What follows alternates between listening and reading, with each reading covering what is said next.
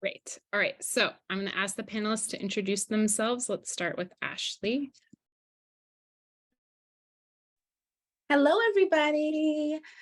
Thank you for having me on. I'm really excited about this discussion because this has been a big one for me at some point. But I call myself the early childhood enthusiast and play advocate. I'm based in Atlanta. I do lots of great work with early childhood. I had a micro school that I was operating for about 3 or 4 years. And then right now I'm focusing on my children's puppet show. So I move around talking to the littles, doing music and movement and puppets and that sort of thing. But I've been in the education field for about 25 years now. So that's really contributed to a lot of my perspective on self-directed education and just education as a whole. So I feel like I've seen enough perspectives for me to mold my own. And personally, I have a almost 6 year old. So that's where we are. Yeah. Thank you for having me. Thanks. All right, David. Hi, everyone. I'm David, and I'm at Philly ALC. I helped found this about 5 years ago, we're in our 5th year now. There's cleanup going on in our building right now, so if it gets kind of loud, it's a very active part of the day. I have 2 kids. Maddie is 9, Z is 13. Maddie is 10. I'm still getting used to saying that, and Z is 13. And yeah, we started our kind of SDE journey around probably 8 years ago or so, when Zed was starting elementary school. Short before that, I come up through theater before I got into education, and because of that, I was teaching a lot in creativity. And as I was studying and learning about creativity, because I had to learn it to teach it, I sort of discovered principally that creativity is super important in the world, and that school systematically destroys it in our kids. And so kind of with that in mind, I started looking for new alternatives and found this. And then it took a while to convince my partner, Karen, to join on the journey, but we're all full steam ahead now.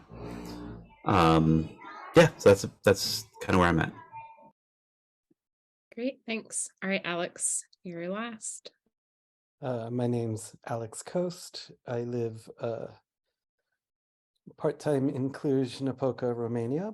At the moment, I'm currently in Brooklyn, New York. And I have 3 children who are 16, 14, and 5. My older 2 children have been to a democratic free school, several different unschooling co-ops, an agile learning center. My youngest is unschooling. They're all unschooling at the moment.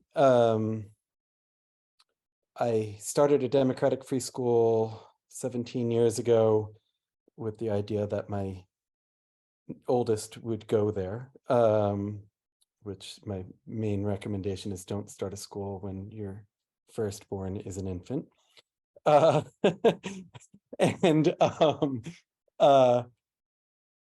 I have run from there I ran self-directed summer camps. Then I started a junk playground, realizing that entering the world of youth rights through play can sometimes be more accessible to families than through education. And I'm currently, I also co-founded Flying Squads, which is self-directed education in public spaces. And I currently am a facilitator at Green School in Romania. All right, thank you.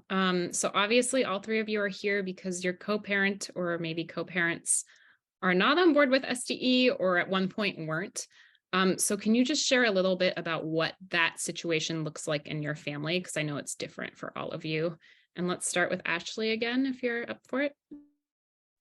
Absolutely. So I will say that me and my son's father were separated. So I think that's where a lot of it came up. But I think initially, when you start families, as a parent, you're like, you have all these ideas in mind and what it will look like. And then once the child is here, these other things come up.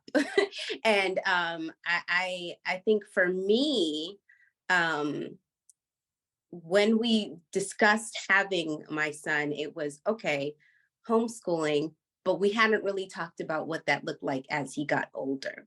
It's a lot easier for a lot of us to say, well, when they're up to 5, that's fine. But how does that translate to when they're 6 and 7 and then middle school? And so after my son was born, the discussion came up of, well, when he's older, he's gonna need to socialize and all these other things. And I was like, wait a minute. That's not what I meant. And so that's why I brought up my experiences with, I was a nanny for a long time. I was a teacher for a long time. I did a lot of other things with education with different hats. And so I was able to, in my mind, I knew exactly what I was going to do. And even now, I have had to bend, but ultimately it was based on my son. But so he'll be 6 in March. So I have not hit the middle school point yet, but it's come up previously where it's been like, well, what is he going to do when he's older? So we've had those discussions, but what I usually start with him is, first, let's educate ourselves. I think for me as an educator, it's been a lot easier for me to share my insight because I've been through it. And so automatically I'm like, well, I already know what this means. I know what play means. I know what play-based learning means. I know what gentle parenting means. I know what unschooling means. All of these things that I've already downloaded because I've shaped my perspective because I'm already in the field. I assume that he already knew. And that was part of the miscommunication because I was like, yes, we're going to have a child. I call myself the early childhood enthusiast. You know what that means. I call myself the play advocate. You know what that means. So definitely if you're not having a communication breakdown of outlining what your goals are, what your values are. And I know for couples, a lot of times once they, that doesn't come up right away for some people. So I think that was the biggest thing that started it. Do I go into it more? Just hold off a little bit because I can keep talking. Let's hold off for a second because I have more questions that I will probably apply to what you're going to go into. But let's see where everyone is at with their families. Yeah, thank you so much for sharing. All right, David. Yeah. So my partner Karen was always really good at school, right? And for a lot of people, I think school can become such a central part of your identity, right? Like succeeding and doing well at it, and all the validation that comes with that, and coming up thinking that like where I go to school is going to matter so much in the rest of my life, and things like that. Karen was always really good at school, and I wasn't, or it's like it didn't matter to me, that just school didn't matter. My kind of principal sort of feeling growing up with relation to school is I couldn't wait till school day was over so I could go start learning things. Is sort of how I felt, so we had the kind of a different perspective coming in already. Where I didn't necessarily hold value to school, and not only is school important to Karen, but school is important to Karen's entire family. So there was a lot of multi-generational sort of pressure and leaning in on that. And so when we got to this place of where I started realizing that leading into school is such a sort of a trap for my kids, I think, and not going to kind of help kind of give them the shape, the most important, not going to surround them with the kind of an adults and the kind of a situation that is going to help them grow in the most meaningful way. Started bringing this up to Karen, and she was not on board at all, like really differing viewpoint on it. And I'd spent we were in this conversation for multiple years, and it came up to the place where it's time to start going to school. And yeah, Karen was like terrified at this idea of Zed not being in a sort of traditional school. And so I agreed to it. That is where we landed initially. But I think the thing that was most powerful and helpful in terms of like kind of moving the conversation along was as we started moving into that, I said, look, I think, okay, we'll do this, but I think this and this and this and this and this are going to happen to Zed. You know, Zed had a strong sense of justice, and school is a very unjust place, and they were going to be witnessing that all the time, and it was going to hurt. They're going to develop a relationship of understanding boys and girls, and understanding race, with this really kind of skewed, distorted lens, and that they're going to start thinking of themselves as a bad person, because they're very social and they're very helpful. Those are not good qualities for school, and so and then like that happened, like it happened so precisely and so completely and so overwhelmingly that I think that's the thing that really sold Karen, and that also that I think if we hadn't had that discussion or hadn't had that kind of thinking, we would have gone into school and Zed would have been miserable and hurt in all these different kind of ways, and we would have really thought it was like our fault and that we weren't supporting Zed correctly, and we would like kind of buttress behind Zed to like really succeed in this environment of injustice and succeed in this environment where boys are bad and black boys are especially bad, you know, that which are things that Zed literally learned. Like he said those things, you know, like, oh, boys are bad, black boys are really bad, you know, and that's kind of what school taught them. So I was glad it helped us, and because we're watching all of our friends who are taking it so personally about how hard their kids are having, and they you know, they think it's about them and their family, and it's just about the system.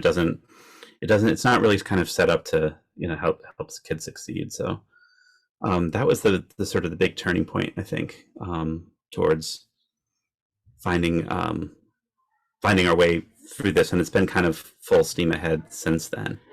And again, like Ashley was mentioning, then there's a lot of education, there's a lot of learning, Karen learning this entire other way to think about parenting and schooling, while I was also learning about parenting. I mean, we all go in thinking like, oh yeah, parenting, that's going to be easy, and then there's all these dimensions you're not even thinking about, and so we're learning all of that, but coming at it from a sort of kid-centered, gentle parenting focus, it's been, yeah, I think we've learned a lot, we've grown a lot, and now we tell everyone we can about this. Thanks, David. All right, Alex, can you share about your situation? I'll summarize as best as I can. I think it's important to just say, well, first off, I have 3 kids. My first 2 are from a previous marriage, and then my youngest is from a second relationship. And what I'll be talking about here is that first marriage. So my first wife and I met when we were both 14, and I discovered self-directed education when I was 15. And the reason why I mention that is because since I was 15, 33 years ago, it's been my life passion. And my previous wife was very aware of this, very familiar with what self-directed education was. And as I mentioned in my introduction, I started a democratic free school when our first son was born, and my wife was on board with it at that point in time when we were married. A few years later, we divorced. And in divorcing, I asked for very little. One of the only things I asked for was that our children, our second son, had been born by that time. I asked that they go to some sort of a self-directed school. And she and I actually spent a significant amount of time traveling up and down the East Coast of the United States and contacting centers and schools in the rest of the United States that were self-directed, and visiting them to find, and we decided that we were going to relocate based on a school. We didn't really talk about centers back then. It was mostly just self-directed schools or democratic free schools or Sudbury schools. And we settled upon Brooklyn because I'll speak for myself.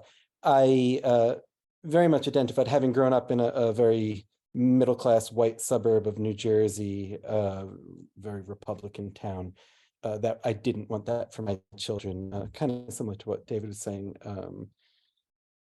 Really wanted my kids to grow up with children as diverse of a group of children as possible. And Brooklyn seemed like a beautiful place to do that, and it wasn't far from family. And so we settled, the big mistake I made was that we wrote into the divorce that they would stay at that school. But unfortunately, that school over a period of time, for reasons I won't go into, didn't work out for us. And so when I started looking for another self-directed school, their mom took that as an opportunity to say, hey, no, I don't think this is working. And we ended up in court over it. And we spent 7 years in court. Fortunately, they had been in a self-directed school prior to that, and family court looks to maintain status quo unless there's a reason not to. So because self-directed education, well, the judge said, oh yeah, your ex-wife is obviously breaking your agreement by not being in, because we had in black and white that they were going to be at a self-directed school. But she said, wait, hold on, Your Honor, wait till you see the type of school that they went to. There were no tests, there were no grades, there were dirty socks hanging from the ceiling, these sorts of things, which was all accurate. And so the judge said, oh, we need to look into this after all. And so I found myself having to justify self-directed education in a courtroom. So fortunately, since the status quo was a self-directed space, a court order was given that they would remain in a self-directed space until the court decided which one, which, they were like growing beards by the time we got out of court. It took years. It took years and more money than you could ever want to know about.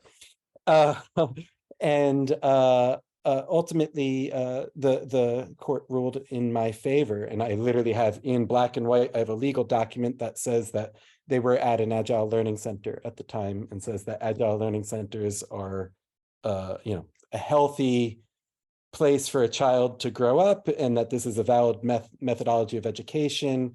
We got self-directed education validated legally as a methodology of education. So if anyone's ever looking for that legally, it's there. The precedent has been set in the legal documents in the United States courts. Honestly, speaking as respectfully as I can, I think that it had a lot more to do with personal relationship and control than it did with philosophy of education. When I was given educational decision making over my two older sons, and it was at that point in time that we chose to unschool. So they left the Agile Learning Center and we started unschooling. So that's it, as fast as I could explain it. Thank you all. And I want to say a couple things. First, the goal is probably to avoid ending up in a court case, but if you do end up in one, Alex has the resources to support you, and he's used to people reaching out. So hopefully people can still reach out to you, Alex, for advice and that. And the good news is that it was defended in court and won. The second thing I want to say is that these situations are all very different for you three, and they're different on purpose. We wanted to give a range. Like, people do end up in court cases because, not even because of SDE philosophy, sometimes because of what Alex is talking about. People do have disagreements as their kids get older, and people do end up on the same page. So I appreciate the diversity of experience in this panel, and that just means you'll have different ideas to share and different people that speak to too. So Ashley, I want to start with what's worked for you in this situation? What has helped the most? And what's the main kind of advice you would give people if they find themselves in a similar situation? Well, I think David brought up a great point about it not, it's family life too. So you're not just, I don't want to say up against, you're working through this, not just with your partner. Even in my own family, I come from a long line of teachers. My great grandfather opened their three uh, high schools named after him in South Carolina. So this is my family's, they're school. So even for me, I think I'm kind of used to it. But on the other side of it, I also know myself. That's really helped in terms of, I know I didn't just come to this decision out of nowhere. This is something that I believe in, I've looked into. So for anyone, I would say when you make a decision like this, make sure you're researching it, make sure you're looking at your options, and understand that you're in collaboration with your partner. So even though you stand on this is also, you do have to listen to them. That's why I said communication is really important too. The other thing is, I think knowing who my son is played a huge role in it. Every child is different. And even with my program that I did have, as I said, I call it a micro school. You might say it's a homeschool, but we did a lot of outdoor education. And even though I think it's great for all children, it's not, you know? So paying attention to your child, and instead of it being about this is politics and this is what I believe versus what you believe, let's look at our child and what would be best for them. And also, I think exploring, like, why are we so stuck on tradition? Why are we so stuck on policies, or just why are we stuck in this in doing it one way? And that, I think for me especially, there are a couple of things that were on my side. The first thing is that I am Black, and here's why that is. I think the educational system in general, with the way that they deliver history, biases, all of that, that's already on the table of things that I knew that my partner wanted to avoid. So that's a conversation we were having from the very beginning. And so that made it a little bit easier to persuade in terms of, do we want to be in charge of his learning and what he's hearing, what he's exposed to? The second thing, I think, again, it comes down to, my son is bubbly and he loves Legos. He loves building. I know his personality. I know how he interacts with people, and I know what settings work for him and what does not. So keeping those things in mind, especially, was helpful to me initially. And I also think, I say this with every educator workshop that I do, we got to look within and look at our inner child. I know that can be applied to a lot of things, but here's when I say this. I think when we uncover what our hangups are, what our fears are, when we explore that more, we're able to kind of say, this is why I feel like it's so important that I have to hold on to this thing. And when you look at self-directed education, it's kind of saying, this is my child, this is what they can do. There's a little bit of fear that comes up if you're saying the child is going to lead, or we're doing something totally different. There's a lot of fear that comes up with that. Explore that fear, because even I've had it sometimes where, again, I come from a family, my sister has gotten teacher of the year. She still is like, oh, you still gonna homeschool him? And I'm like, yes, I am, so it's not just from my partner, it's from all around. And so I'm saying, I know my son, I know what's happening in the world. Did school prepare you for the pandemic? No. No, nobody was prepared. And that's not to say I didn't learn anything in school, but I think it was David who said it as well. Like, I was in school, but the day started for me when I left school. Like, I was just waiting for the hours to check out so I could leave. So I think really taking a look back, doing some inner work together. I don't know if counseling would help for people. I didn't need to go that far. I definitely don't know anything about having to go to court, thank God. That's a whole other conversation for me. But I think there's a lot of self-reflective work that you have to do. There's a lot of research that you have to do. But being willing to do those things and hear both sides, and have an honest conversation about it was really important for me. But yeah, I think for me, it wasn't just my partner. It's also my family and his family who are just kind of like, I don't know. But they see it in action and they see all these things that my son is able to do. It's like the proof is in the pudding. He's there, you know? So I think that's a big part of it too. Yes, to all of that. Thank you. David, you shared a little bit about what worked already, but if you have more to add, and also maybe along like what types of communication and discussions worked for you when you were really talking through this? Yeah, yeah. So I think something that when I look back, like I think a couple important learnings for me. One was that as long as there isn't like immediate deep harm happening, right, where it's like you got to get out of school now, right?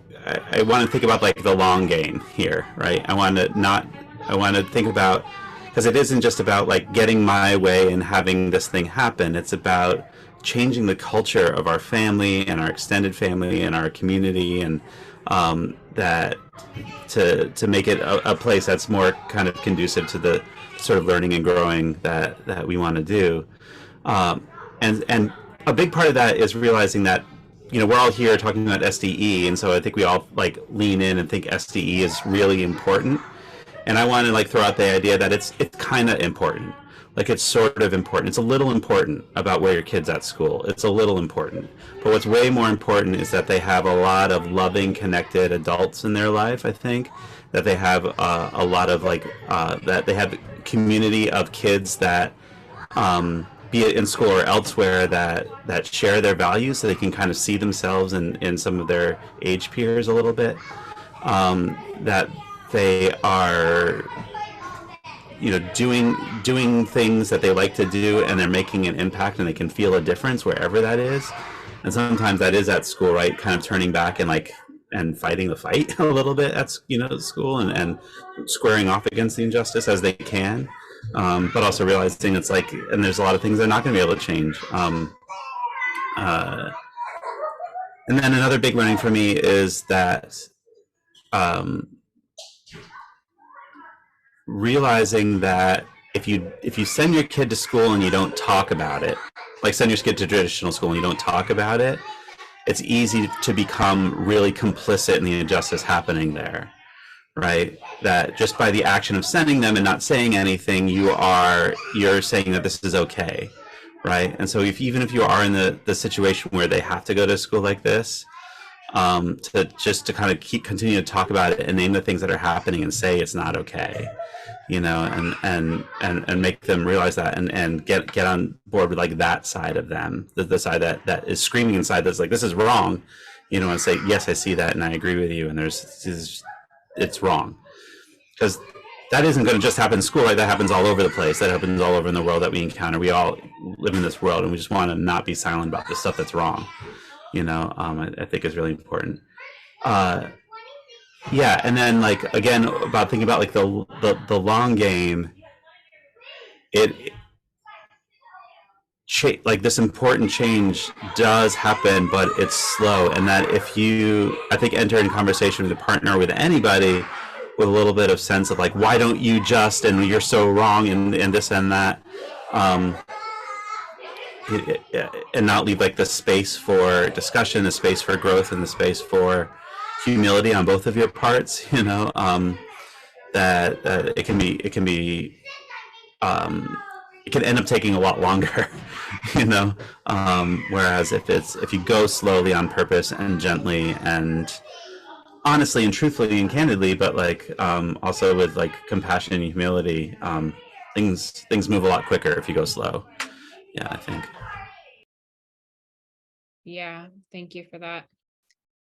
All right, Alex, what has worked for you in this process, or what has helped you most out in this situation? It doesn't have to be about communication. It could be anything that feels most important to you. I will say a lesson that I learned the hard way through the process is, you know, I think I was so hell-bent on supporting my kids that I lost sight that both parents should have a say in their children's lives, and that their mother's feelings were as valid as mine, and her wishes and desires. And that's something that I look back at regrettably, that, you know, it was an extremely painful process for all of us. And there's a certain amount of me looking back that says how much of the process was worth it versus the harm, the trauma that my kids are going to walk away with for years, because court, if anyone's ever considering it, don't. If you have any way of staying out of court is absolutely awful and rips you apart and makes you into the worst possible version of yourself, and also will completely bankrupt you. And you know, try mediation. I've been in and out of mediation in court for years and years and years and years. With that said, I do see self-directed education and what we're all here talking about as a right. I think that children have a right to make a decision over their education. I think that children have a right to dictate how their time is going to be spent. And if someone is, sorry, apparently there's drilling here. And if someone is taking that right away and is oppressing someone in any other sort of social justice lens, we would say stand up for that person. But it's so unusual to do that for children, and so there was a part of me that also thought to myself, no, what I'm fighting for here is my children's rights, which was what made me continue on for the years and years that I did. I would say, I just wanted to say a couple of things. I think the reason why I have actually signed affidavits and I've testified for other people in court who have been in similar situations to mine since then. I have yet to see another person win their court case, sadly. I think what went right for me was a combination of things. Again, it was that the precedent was set that my children were in a self-directed environment prior to us entering court, and their mother had agreed to it and had reneged on that later. I think that was a big part of it. I think it helped. I think the only time that, you know, I have fancy degrees from fancy universities, I'm a certified New York City teacher, and I know what I'm talking about, and I think that went in my favor. And I brought Peter Gray in as an expert witness, who was validated as an expert in self-directed education. And again, that self-directed education itself was recognized as a methodology of education in a courtroom. And I think, and I think that bringing in that lens of the sort of academic who can talk about it in the words of conventional education to a courtroom was significant, and you need to talk about it in their terms. I was going to say, one of the biggest struggles I had was that the courtroom always saw things through that conventional lens. So I was, for example, court ordered to I legally was not allowed to discuss certain things with my children that I saw as violating their human rights. But because the court sees it in a particular way, there were certain things that I wasn't able to do.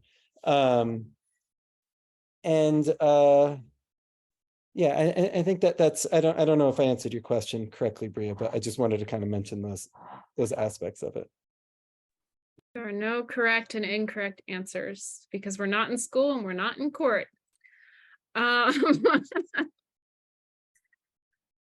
You did go into my next question though, which is what has been the most challenging for you in this process? Let's go to Ashley again. Um, I think sometimes there is a little bit of doubt, even with all that I know, because I think this is a fairly new uh, revolution, I'll call it, in terms of centering children and really focusing on them. And I think that's why I've been so outspoken about it, because I understand that a lot of people are going through this alone, or this is new for them, or they don't have the resources. So to go back to the first question, I think communication is part of it, but also find like-minded people that you can kind of learn from. I think conferences like these are really important. Just people that are in it so that you can, it's not just for your children, and not so much that you can, just so that you can say, see, I'm not the only one doing it. It's also just to say, how's your journey been? Because I also need to see people who have older children who are in this. What's that going to look like? And so no matter how much effort I put into this with my son and also advocating for other people, it can be very lonely, because this is I don't know that it's new. I think a lot of this is going back to older values before systemic, this process of education has been put in place. I don't know that this is new, but it's different for the times that we're in right now. And again, why I brought up the pandemic is because I think it put us all in a place where it's like, everything I thought I knew has changed. And so it forced a lot of people to kind of, I hate to say wake up, and we all woke now, but I think it put us in a position where it's like, okay, what happens when we have to isolate ourselves? Oh, we need connection. Oh, we need to figure out, prioritize what really matters at the end of the day, because the things that we thought were important can be taken away from us just like that. Where can I find that? Can I find that in the school system? Probably not, or in my school system, whatever that looks like for you. And if, school has to be part of it, how do I bring that more into my home space, into my neighborhood space? So I think regardless, when you're doing something different, even if you believe in it with all of your heart, there's going to be doubt with it, because this is your child. You don't want to screw them up. And I didn't get that. I think for me, my inner child, I think I would have benefited from being homeschooled. I truly, truly believe that. So it's also like, is this about me? Or, there's all these things that just come in. That's probably the challenging part for me. But I think, again, speaking up on it and then always checking in with my son has helped offset that for me.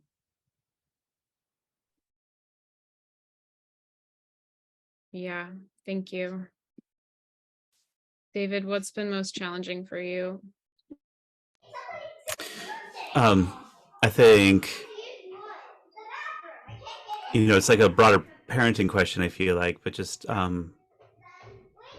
recognizing and making peace with that you're gonna harm your kids, like, despite your best intentions, whatever it is, that they're gonna suffer, and they're gonna suffer because of things that you've done.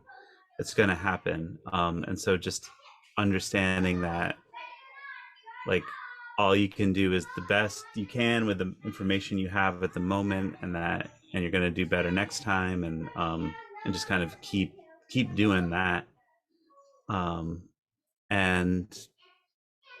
that, yeah, so that's been hard. Like, I think for a long time I really did regret, like, not fighting harder, I guess, initially, and saw the pain that it caused Zed going to school, the way that it really did. Even, they were there for a year, like through kindergarten and part of first grade, and it really crushed them and it hurt them. And then, like, between kindergarten, get them back a little bit for the summer, and they were back, and then back into the first grade, and everything got kind of crushed again, and so.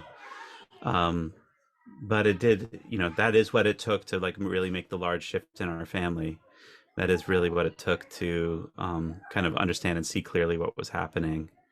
Um, and uh, and that's better than ending up in court, right? That's better than, like, kind of doing the fight that way. And there's this other direction that would have caused more trauma and more harm.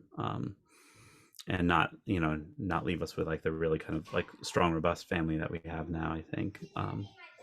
So yeah, that's what I think about.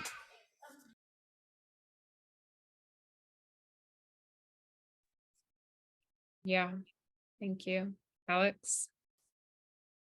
I just want to preface with one lens that my mind always goes through working with young people in any sense, and that's the play workers' philosophy of danger. Play workers being the people that work on junk playgrounds or adventure playgrounds, and that is there's two types of danger. There's risks and hazards. Risks you want your children to take, hazards you want your children to avoid. If there's a nail sticking up out of a wooden plank and they're walking and don't see it and step on it, that's a hazard. That's a danger that we want them not to repeat. If they want to climb out on a tree branch, that's a risk. They know that they could fall and break their leg, but they want to do it because they're trying to challenge themselves to go and do something new. Everything I do with young people, with anybody, but certainly with young people, I try to do through that lens. Is this a risk or is it a hazard? Do I want to flag something that they're doing, or do I respectfully want to step back and watch them and let them go do their sort of a thing?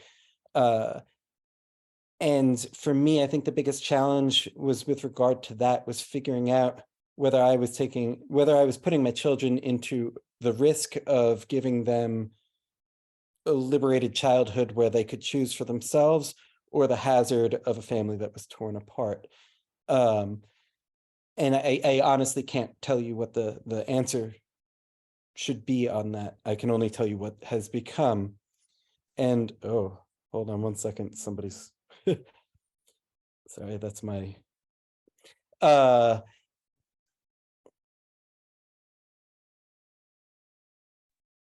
sorry, I thought I turned off all buzzy things. Now looking at it many years later, as my kids are 16 and 14 and have gone through this, there's a certain amount of them saying, what if I had gone to conventional school? They've never been in conventional school. My youngest, or my middle son, was for a very brief period of time. Their mother is half of their parents and half of the voice that they hear and half of them biologically, and has a right to be a part of who they are as people, as much as, or certainly at least as much as I do. And I won the right to give my children a self-directed education. But it's tough. It's tough now that they're teenagers and they're looking and saying, they're questioning their own upbringings, because they do have their mom as their mom. And I wonder how much of it was a hazard and not a risk. So that's been the hardest part of it. And it's made me, honestly, as you couldn't find a greater advocate of youth rights than me. I've spent my entire life, since I was literally a kid, fighting for youth rights. And as I've gotten older, I've started seeing a lot more of a gray area than a black and white. It's not this or this, it's how can we work on something? And I think it really work on something together. And I think that it is about communication. It is about compromise. How do you compromise between their mother's vision of what she wanted for their education and my vision? I don't know. But if I could go back and do anything differently, I think I would attempt to be more of a listener, somebody who compromised more, somebody who was more respectful of their mother, who tried to come up with something that would work so that everyone would feel a little bit healthier about it, despite the fact that I won, and my kids got a self-directed childhood.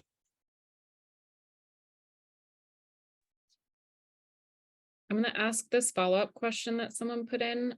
I don't want to spend too much time on it because it's not totally related, but it's related to what you all were saying.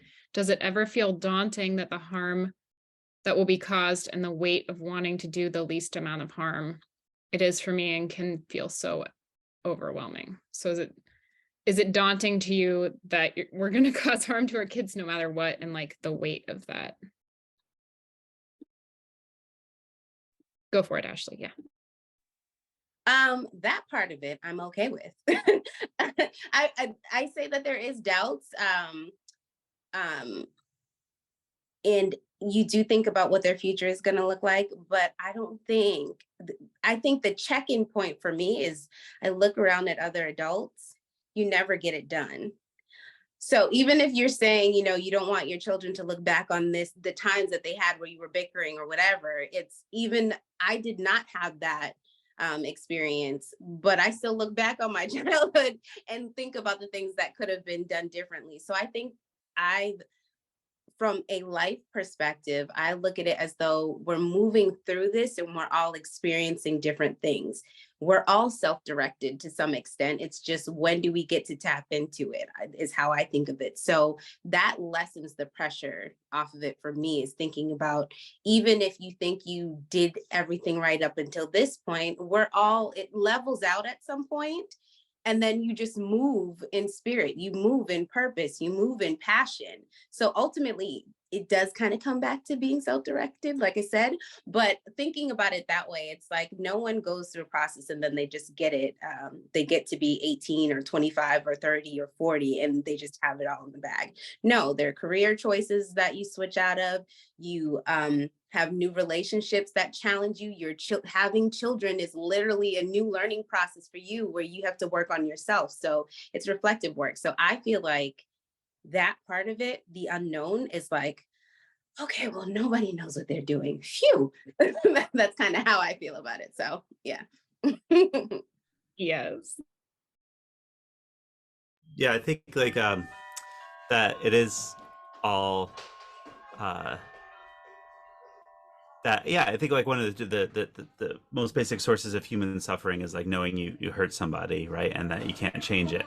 And so it's always that's always there. I mean, in terms of like the choices around self-direction, like that's all, it's just such a no-brainer to me. It doesn't I don't have any doubts about it kind of ever anymore. But the dauntingness of like feeling like you're doing harm with any of your parenting choices, right? I think just the very idea that there's right and wrong choices about anything, right, is one of these sort of colonialist ideas we need to let go of, right? And that it's even possible to be that there's a correct way and there's an incorrect way, and that if you do right you are good, and if you do wrong you are bad, and it's, so I think it's like working on that kind of thinking in general only can help you and everyone around you, right? I mean, I think the best gift you can give your kid is just work on yourself a ton, and to let go of all of this crap that is sort of pinning us down. So so if you're feeling daunting and dread about the choices that you're making, that I think it's just time to like go of like, why are you feeling so much pressure about that? Right. I mean, it's one thing if you feel like completely incapable, completely incompetent, that you have no skills or no abilities or anything like that. And then just like be humble and get some help.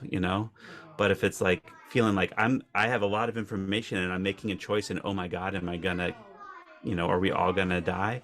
It's like, yeah, maybe. We all might die because of that choice you made. It's quite possible, but probably not. It's probably actually not that important. Probably is not going to hardly matter in the long scheme of things, right? Even though it feels really big right now. And but sleep well knowing that you did your best with what you had in that morning, and then the next morning wake up and like see how it went and learn from it and do better next time and tell everybody about your experience and spread the knowledge and keep going. I was thinking of I can't remember the name of the song from Jane's Addiction, where it says, there ain't no wrong now, there ain't no right, there's only pleasure and pain. I was thinking, I wish I could remember the quote or who said it. My dad, who loves to email me all sorts of ideas, had sent a quote by somebody that it was something along the lines of, life is suffering. Now that we all can agree on that, let's go find the beauty. And I think, yeah, we're gonna like, the hardest part about parenting, or even being a facilitator or being a person in a relationship, I was going to say in a young person's life, but in a relationship is you're going to mess things up. You're going to harm people. You're not going to get it all right. And what you do for yourself to take care of yourself sometimes is harmful, even to your own children. And that can be hard to that can be hard to accept. But once we've accepted it, then we can move on with the fact that, well, how much beauty can we find in relationships, and how much can we enjoy our children, and how much can we just be a part of their lives and celebrate together. Yeah, I'm going to leave it at that.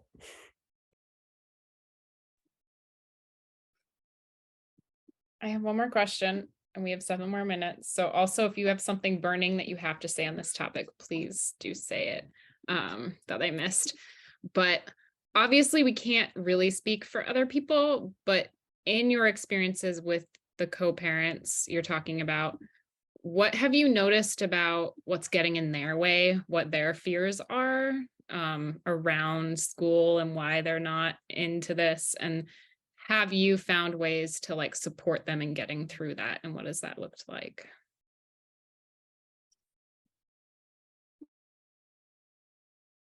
Do you want to start, Ashley? Sorry. So that's something that I had to work on because I was not always this patient or articulate about things, you know, in the heat of the moment when you're going back and forth over things. Look at me stuttering now. When you're going back and forth over things with your partner and you have an opposing view, I know your weak points. And so for me, I can see it. So a lot of times it's like, well, it didn't work for you. So it sometimes you feel like you want to throw it back in their face. And that's not how you do it. It's really not. I think for me, wait, can you ask the question one more time? I want to make sure I answer it. Yeah, Right. I was asking, like, what have you seen in your co-parents that are like fears or roadblocks for them in like accepting self-directed education, and how have you been able to approach it? I think specifically in my case, that's why you said not everybody's is the same. I think for his upbringing, he did make a lot of bad choices or not so great choices, and got him into a lot of trouble. So I think those fears about if school is done differently, make sure he stays on the right, for my son, make sure my son stays on the right path. That stuff won't happen to him. I look at it as like, they failed you and what could have happened if we opened it up. So again, I think it goes back to really the whole idea of your inner child. What are you missing that you feel like you need to get to have things turn out this way? What are you looking for? And then taking a step back and saying, this is our child here. What do they need? At the end of the day, that's the bottom line. And so and that goes for both ways. I have my views on things. There are things where I have to pull back, but putting the child first. I do want to say to the other point, and I briefly discussed it, but it came up again just now. When I look at my child, I'm his mother, but it is probably one of the most complex relationships I've ever had. So coming forth, I'm responsible for him in that I have to make sure he's fed, clothes, all of that. But at the end of the day, this is still very much a relational, like there's transactions happening all the time. So I'm learning from him, he's learning from me. So I don't, and I invite my partner to look at him in the same way as much as I can, to say that there are ways that he can teach us too. So instead of it being like, I'm making this decision for my child because that's what I say, it's also saying, I'm looking at you, this is what I'm learning, this is what the feedback that I'm getting from you as my child. Let's see if we can collaborate all together, because he's part of this too. I ask him all the time, I say, do you want to do this? Do you want to do that? Do you want to go in a school setting? And he's always like, no, I'm good here. You know what I mean? So he gets it. So those conversations are really important, but I definitely had to, with my partner especially, I know where his wounds are in terms of again, that whole fear thing about what's going to happen to this little Black boy, which is odd that he would want to anyway, it's so easy for me. It's like, that's not the answer. We talked about this. Remember, we talked about this. Remember at the baby shower, even we talked about this. But you do have to repeat yourself sometimes. But again, it's a communication thing, listening, and then really focusing on your child and what they need, and then saying, hey, as I'm in relationship with you now, what things are coming up for you? Why do you think that's going to be the case for your child? You know, so it's a lot of discussions and listening and that sort of thing. So, yeah. Yeah, I mean, in brief, like it was about not, and this is like a issue for a relationship in a number of ways, but like that it's okay if her father doesn't like something she's doing, you know, um, and that our family's doing. Like that's okay. That was a hard thing to work through, but um, yeah, somehow like the second she started drinking bourbon a little bit, this all became really easy. You know, I don't, maybe it's just, you know, the correlation versus causation thing, but there's something to it.